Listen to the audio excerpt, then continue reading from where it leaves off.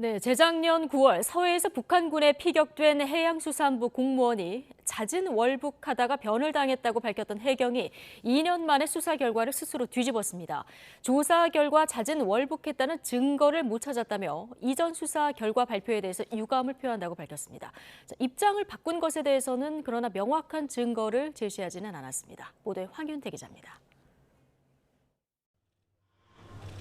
재작년 9월 21일 새벽 연평도 인근 해역 어업지도선에 탔던 해수부 공무원 이모 씨가 실종됐습니다. 만 하루가 지난 뒤 군 당국은 북측 해역으로 흘러간 이 씨에게 북한군이 총격을 가한 뒤 시신을 불태운 거로 파악했습니다. 국방부 첩보를 바탕으로 수사에 나선 해경은 사건 발생 8일 만에 이 씨가 자진 월북한 거로 보인다는 중간 수사 결과를 발표했습니다. 평소 재무 등으로 고통을 호소했던 점, 국방부 관련 첩보 등을 종합하여 볼 때 자진 월북 가능성을 배제할 수 없어. 하지만 2년이 지난 뒤 해경은 스스로 수사 결과를 완전히 뒤집었습니다.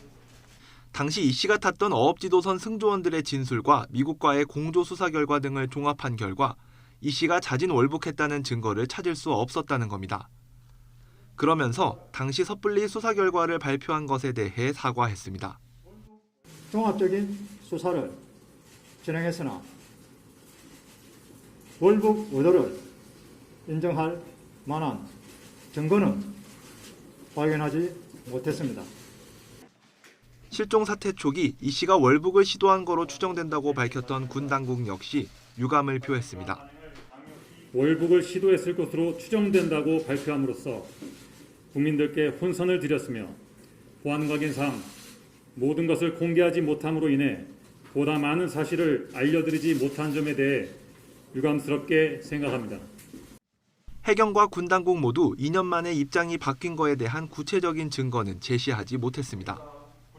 유족 측은 정부의 입장 변화를 환영한다고 밝혔습니다.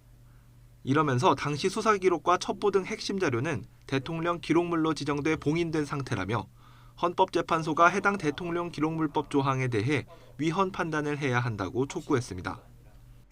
왜 월북으로 무리하게 몰아갔고 왜 거기에 초점을 두고 수사를 했는지에 관련된 설명들은 없었단 말이에요. 이렇게 사과를 했다 해서 저는 끝이라고 보지 않습니다.